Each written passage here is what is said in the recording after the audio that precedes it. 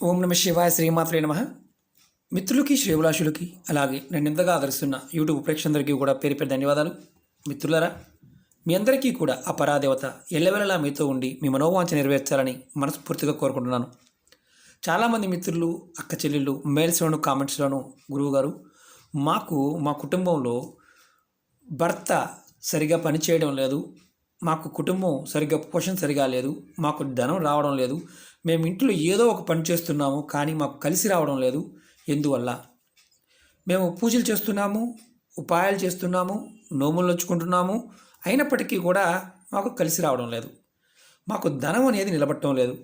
దీనివల్ల నేను ఇప్పుడు మీకు ఒక అద్భుతమైన విషయం తెలియచేస్తాను. తెలిసి కానీ తెలియక కానీ మనం కొన్ని తప్పులు చేస్తూ ఉంటాం.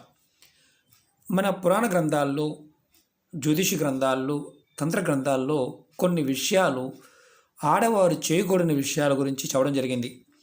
వారి పొరపాటున ఆ పనులు చేస్తూ ఉంటే ఆ కుటుంబం అనేది ఎంత కష్టపడ్డా ఫలితం రాదు.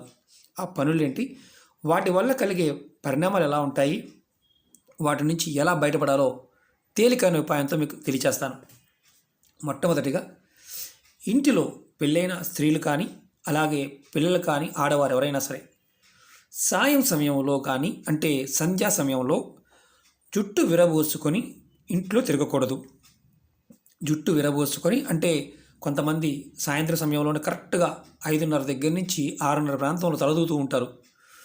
ఎక్కడ గుమ్మం మీద కూర్చొని దూతూ ఉంటారు, లేదా బయట కూర్చొని దూతూ ఉంటారు. వారి ఇళ్లలో భర్తలు ఎంత కష్టపడ్డా వారి ఇంట్లో ఎప్పుడు ఏదో ఒక క్లేశం ఉంటూనే ఉంటుంది.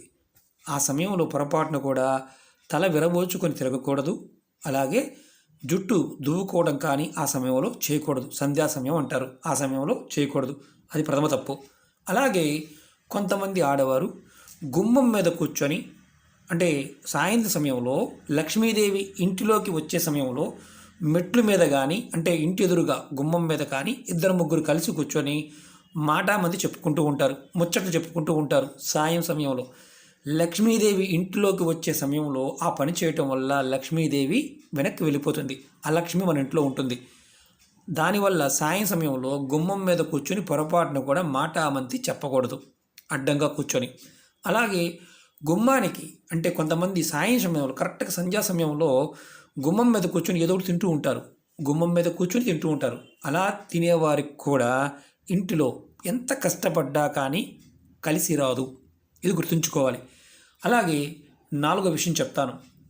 ఎప్పుడైనా సరే మీ దగ్గరికి ఆడవారు పాయింట్ ఆఫ్ వ్యూలో మీరు ఎవరైనా మీ ఇంట్లో అడుక్కోవడానికి వచ్చినప్పుడు ఉదయం కానీ మధ్యాహ్నం కానీ సాయంత్రం కానీ ఎవరైనా భిక్షాటనకు వస్తే ఎంతో కొంత పెట్టి పంపించండి, కానీ చేదరించుకుని మాత్రం పొరపాటు చేయమాకండి. అలా చేదరించుకోవడం వల్ల మీకు ఏదైతే మీ కుటుంబ పాయింట్ ఆఫ్ వ్యూలో ఏదీ కలిసి రాదు. ఇది ఇంపార్టెంట్. ఈ ఆడవాళ్ళైనా చేయాలి, మగవాళ్ళైనా చేయాలి, కానీ ఆడవాళ్ళు ఎక్కువగా ఇంటి దగ్గర ఉంటారు కాబట్టి ఆ విషయాన్ని కొంచెం గుర్తుంచుకోండి. అలాగే అన్నిటికంటే చాలా ఇంపార్టెంట్ విషయం, రాత్రిపూట భోజనం చేసిన తర్వాత ఏదైతే సామాన్లు ఉంటాయి కదా, వంట సామాను కానీ వండిన సామాన్లు కానీ పళ్ళాలు కానీ ఇలాంటివి ప్లేట్స్ కానీ ఇవన్నీ కూడా పొరపాటున శుభ్రం చేయకుండా అలా షింకులో ఇంట్లో పెట్టకూడదు. అలా పెట్టడం వల్ల కూడా మీ ఇంట్లోకి అలక్ష్మి వస్తుంది. లక్ష్మీమాత మీ ఇంటికి ఎప్పుడు రాదు. మీరు ఎంత కష్టపడ్డా, మీరు ఎంత చేసినా ఫలితం ఉండదు. అందుకని ఏం చేస్తారంటే నీటిని తొలిపైనా సరే పక్కన పెడతారు. పొద్దున్నే పని మనిషి రాదండి, రాత్రి పని మనిషి ఉండదండి, కాబట్టి మేము అలా పెట్టేశామండి, డస్క్లో పెట్టామంటారు. కొంతమంది ఇలాంటి వంట సామాన్లు ఏదైనా సరే ఇంట్లో కాకుండా బయట ఏదైనా ఉంటే అంట్లు తోముకోవడానికి ఉన్న ప్రదేశం ఒకటి క్రియేట్ చేసుకుని దాంట్లో పెట్టుకుంటారు. పొద్దున్నే పని మనిషి వచ్చిన తర్వాత బయట అంట్లు తోముతుంది, లేదంటే లోపలతో అవుతుంది. మన అపార్ట్మెంట్ కల్చర్ ఉన్నప్పుడు ఏదైతే ప్లేట్లు కానీ ఇవి కానీ నీటిని తొలిపోయినా సరే పక్కన పెట్టుకోవాలి వంట మనిషి వచ్చే వరకు. అలా తినేసిన వాటిని మెటీరియల్తో పాటు ఉంచకూడదు. అలా ఉంచారా మీ ఇంట్లో మీ కుటుంబం ఎంత కష్టపడ్డా పైకి రావడం జరగదు.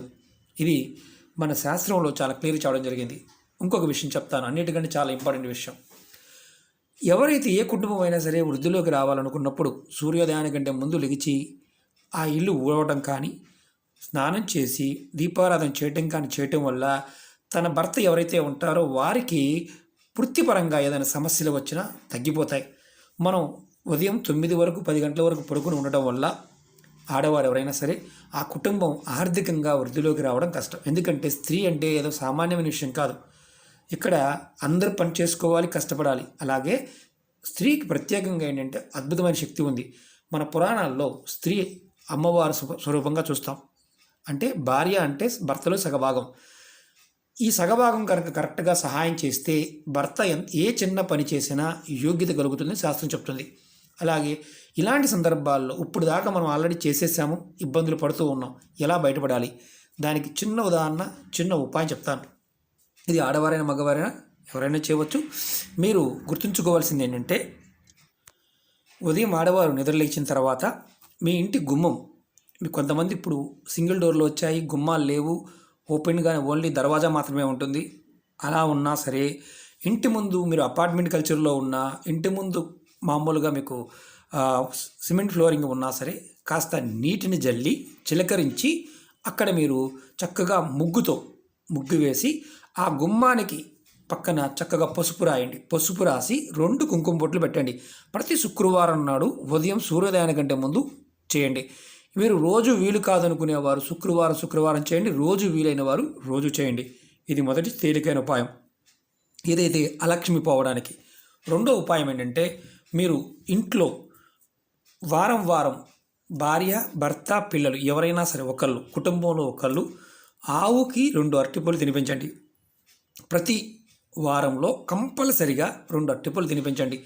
ఇప్పుడు దాకా ఉన్న దోషాలు మెల్లమెల్లగా తీరిపోతాయి. ఇది ఆవుకు మాత్రమే పెట్టాలి, ఎద్దులకు కాదు. ఆవులకు పెట్టాలి, గేదెలకు పెట్టకూడదు. ఇలా మీరు 2 అరటిపళ్ళుని ప్రతి వారం కుటుంబ సభ్యులు ఎవరో ఒకరు తినిపిస్తూ ఉంటే ఖచ్చితంగా మీకు ఇప్పుడు దాకా ఏదైతే ఇబ్బందులు పడుతున్నారో ఆ ఇబ్బందులన్నీ తొలగిపోతాయి. తెలిసి కానీ తెలియక కానీ ఇంతకుముందు చెప్పిన విషయాల్లో మీరు ఎవరైనా సరే చేస్తూ ఉన్నట్లయితే కనుక మార్చుకోవడానికి ప్రయత్నం చేయండి. చాలామంది అక్క చెల్లెలు అడుగుతున్నారు, గురువుగారు నా భర్త నా మాట వినటం లేదు, నా భర్త ఇలా ఉన్నాడు, నా భర్త అలా ఉన్నాడు, నా భర్త వ్యసనాలకు లోనైపోయాడు, మేము ఇలా ఉన్నాము అలా ఉన్నాము అని చెప్తూ ఉంటారు.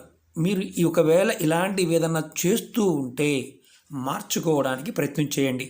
అలాగే కంపల్సరిగా గుర్తుంచుకోవాల్సింది ఏంటంటే, ఆడవారు ఉదయం లేచిన తర్వాత భర్తకి ఎప్పుడూ కూడా ముఖంలో కుంకుమ లేకుండా కనిపించకూడదు. మీ భర్తకి మీరు ఎప్పుడు ప్రసన్నతగా కనిపించాలి.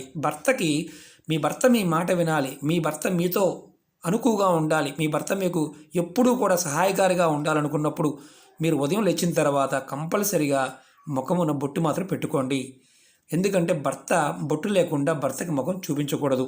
అలాగే రాత్రిపూట చాలామందికి తెలియదు, చెవులకు పెట్టుకునే మన రింగులు కానీ ఇలాంటివి తీసేసి పడుకుంటూ ఉంటారు. భర్త ముందు ఎప్పుడూ కూడా రింగులు తీసి పడుకోకూడదు. తాటంకాలు అంటారు, మనం చెవు రింగులు అంటాం కదా, వాటిని. ఇది కూడా గుర్తుంచుకోవాలి. మీరు ఈ చిన్న విషయాల్లో ఏదైనా పొరపాటు జరుగుతూ ఉంటే సరి చేసుకోండి. ఈ తప్పులు లేకుండా ఉంటే కనుక ఖచ్చితంగా మీ ఇంట్లో లక్ష్మీదేవి వచ్చి తీరుతుంది. లక్ష్మి మీ ఇంట్లో నిలబడుతుంది. మీ భర్త మీ మాట వింటాడు. ఈ విషయాలను మనం పొరపాటును కూడా అంటే మర్చిపోయి కూడా చేయకూడదు. ఎందుకంటే చాలామంది తెలియదు. ఇప్పుడు మనం ఇదివరకు రోజుల్లో అంటే కాటుకు పెట్టుకునేవారు, కాటుకు కూడా పెట్టుకోవడం మానేసాం. మీరు వీలైనప్పుడు వారానికి ఒక్కసారైనా సరే కాటుక పెట్టుకోవడానికి ప్రయత్నం చేయండి. ఎందుకంటే మీ కంటికి ఇబ్బందిని కాదు, మీ మీద ఇంటి స్త్రీ ఎవరైతే ఉంటారో వారి మీద ఏదైనా ఇబ్బందికరమైన జనఘోష నరఘోష లాంటివి, దిష్టిదోషాలు లాంటివి తగలటం వల్ల కూడా కుటుంబంలో లక్ష్మీకారకమైన శక్తులు రావడం ఆగిపోతాయి. కాబట్టి మీరు మన ధర్మంలో ఉన్న ఈ అధునాతనమైన సైన్స్కి సంబంధించిన విషయాలు ఇవన్నీ కూడా, ఇలాంటి వాటిని మీరు మర్చిపోకుండా ప్రయత్నం చేయండి. ఖచ్చితంగా మీ జీవితంలో మార్పును మీరు చూడగలుగుతారు. అలాగే పసుపు రాయడం మాకు వీలు కాదండి, మరి మేమేం చేయాలని కొంతమంది అడుగుతూ ఉంటారు. పసుపు రాయడం మాకు వీలు కాదంటే సూర్యోదయానికంటే ముందు లేకుండా ప్రయత్నం చేయండి. అలాగే మీరు మీ కుటుంబంలో ఎవరైనా సరే ఇంతకుముందు చెప్పిన వాటిలో అడుక్కునే వారు వస్తే వారికి లేదనకుండా ఎంతో కొంత పావలాయన ఇచ్చి పంపించండి. అలాగే మీ ఇంట్లో సాయంత్రం పూట కానీ ఉదయం పూట కానీ గుమ్మం మీద కూర్చోవడం కానీ తినడం కానీ అలాంటి పనులు మానేయండి. ఒకవేళ అలాంటివి ఉండే సాయంత్రం సమయంలో సంధ్య సమయంలో గుమ్మానికి ఎదురుగా మెట్ల మీద కూర్చొని అడ్డంగా కూర్చొని మనం మీటింగ్ పెట్టడం లాంటివి ఇలా పెడుతూ ఉన్నాం, మానేయాలి. అలాగే వంట సామాను పాంటవి లేదని మనం వండిన సామాన్లు రాత్రిపూట పక్కన పెట్టకుండా వాటిని నీటి తొలిపోయినా సరే, అంటే నీటిని ఉదయాన్నే పని మనిషి వస్తుంది, ఆ పని మనిషి వచ్చే వరకన్నా సరే వాటిని నీటిని తొలిపోయినా పక్కన పెట్టండి. ఇది కంపల్సరీగా చేయండి. ఖచ్చితంగా మీకు మార్పుని మీరు చూస్తారు. జీవితంలో ఏది కావాలో అది మీకు వచ్చి తీరుతుంది. పొరపాటును కూడా మీరు ఇలాంటి వాటి పాయింట్ ఆఫ్ వ్యూలో అపనమ్మకంగా చేయమాకండి. మీరు చెక్ చేసుకోండి, మిమ్మల్ని మీరు చెక్ చేసుకోండి, మార్పుని మీరు చూస్తారు. ఎందుకంటే ఇప్పుడు మనం చాలా వరకు ఇలాంటి విషయాలను నమ్మకుండా వదిలేస్తున్నాం, కాలక్రమేణా వదిలేస్తున్నాం. ఇది మేమే చేయాలా అనేవారు కొంతమంది ఉంటారు, మేమే అని కాదు.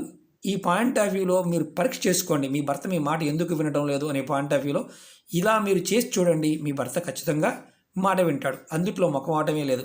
భర్త మీ మాట వినాలంటే ఈ విషయాలు పరీక్షగా చెక్ చేసుకోండి, ఖచ్చితంగా మీ భర్త మీ మాట వింటాడు.